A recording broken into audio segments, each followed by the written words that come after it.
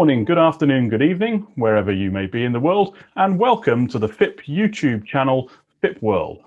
I'm James Hughes, President and CEO of FIP, one of the world's leading media trade associations. Now, in January, Jim Elliott and John French co-hosted a well-attended FIP Insider webinar titled What Smart Companies Are Doing to Prepare for the Rebound. You can find the video of that session elsewhere on this channel. Now, we're delighted to be working with them once again in presenting this video series consisting of 3 sessions all about managing the sales force during the rebound. Jim and John will be asking their guests how they will be helping salespeople get back in front of customers, how they plan to bring sales teams back into the office, what's happening with hiring and onboarding, and the effect of various technologies, including sales empowerment software and video conferencing.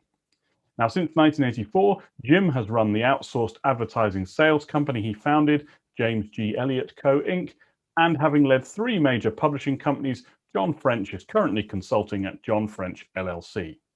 I'm now going to hand over to your hosts for this session, so take it away, Jim and John. We are pleased to introduce Kate Spellman, CMO of Questex. Kate is an accomplished business leader who brings a proven and consistent track record for launching and driving rapid growth in information service businesses. Before joining Questex in 2018, Kate served as president of Informa Engage, the marketing services business of Informa, a global information services company. Previously, Kate was Chief Marketing Officer at Penton. Earlier, Kate was at UBM and launched the UBM Studio, which was the marketing services arm of UBM, where she launched and drove rapid growth in the company's digital businesses. Welcome, Kate. According to your recent interview with Digiday, Questex has not fully opened your 3 U.S. offices, but you hope to do so by June. Does that mean that the salespeople will be required to come in on a daily basis, or will you have some kind of a hybrid model? Jim, thank you for the question, and I want to thank you and FIPS for having me. I much appreciate it. So in June, we'll be opening up the offices. We're going to be piloting opening up the offices. We're asking for voluntary attendance, and it's interesting. We just did an employee survey. And I would say that out of the roles, the salespeople are the most anxious to get back to business. So we expect a higher attendance from them than we do some of the other roles. And we can talk about that in a little bit. We do expect a full return in September. However, we will be going to your question to that hybrid role. So what does that mean? That means that the offices will be more about collaboration. I think one of the things that we're missing right now is these have been great Zoom meetings, Teams meetings, but that innovation of getting together and sharing ideas. So we'll be doing a lot more of that.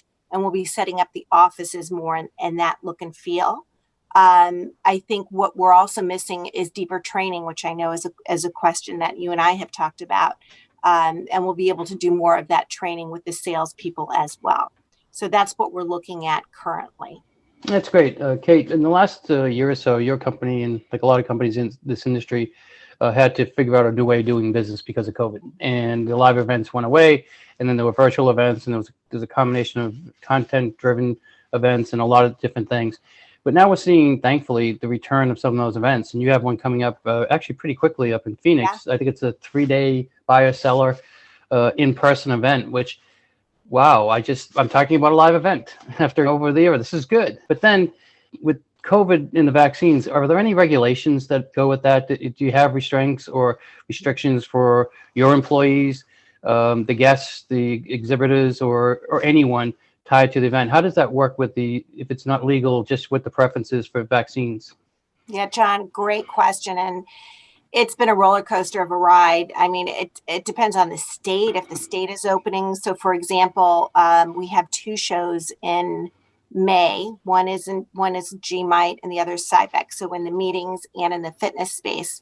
CyBEC we initially actually had in California, and we moved to Arizona because California isn't open. So it's been a lot of that back and forth.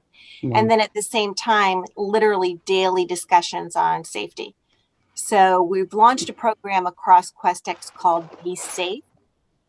And although we're not requiring vaccinations, we are going to be doing a lot of safety precautions. So for example, our first show, which is GMITE, which is a meetings planning show, everyone will be tested before they go into the building. And it's at the hotel itself, which is the Arizona Grand Resort and Spa. We will be using one building. So it's almost a bubble there where people will be pretty protected. And you mentioned it's hosted buyer, so it's one-on-one. So there'll be 6 feet tables with plexiglass in suite. So there'll be one-on-one rooms. So I think the team, the event performance team, the operations team has done a really good job in working with the venue to add a lot of these safety precautions. And, certainly we will have medical team on staff. We're putting a lot behind that. It's going to be important to get us back to business. Thank you, Kate. Let me drill down on this a little bit, if you don't mind. This is an issue for me also and my staff. You mentioned in the interview that you will not encourage anyone who is uncomfortable about attending to go. Yeah. Does that include fully vaccinated people? And how long do you expect that policy to stay in place? Again, that's a great question. And it's really interesting on, people getting back and workforce getting back.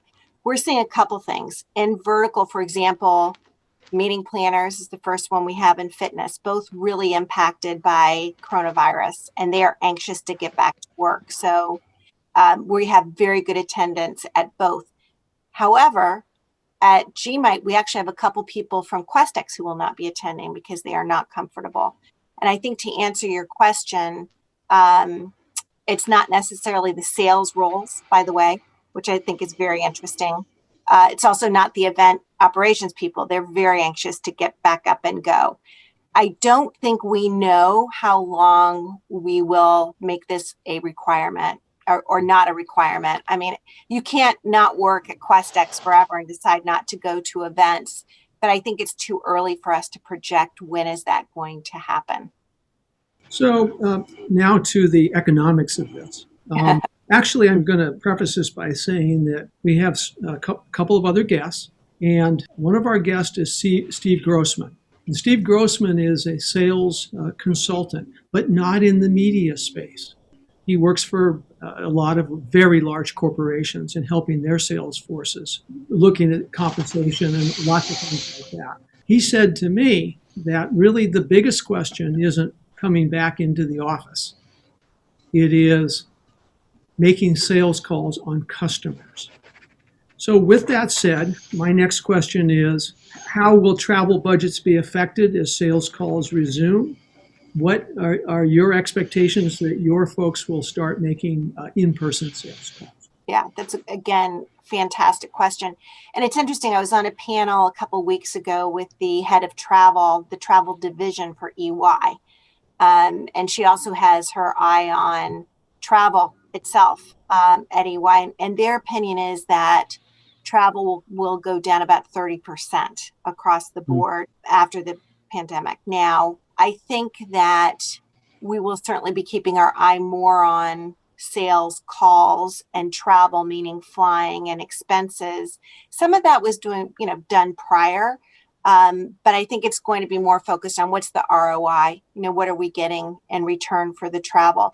Now, where we're a little bit different is before the pandemic, we're 70% event company. And we have a very unique business in that in almost every vertical, we have the hosted buyer, so one-on-one.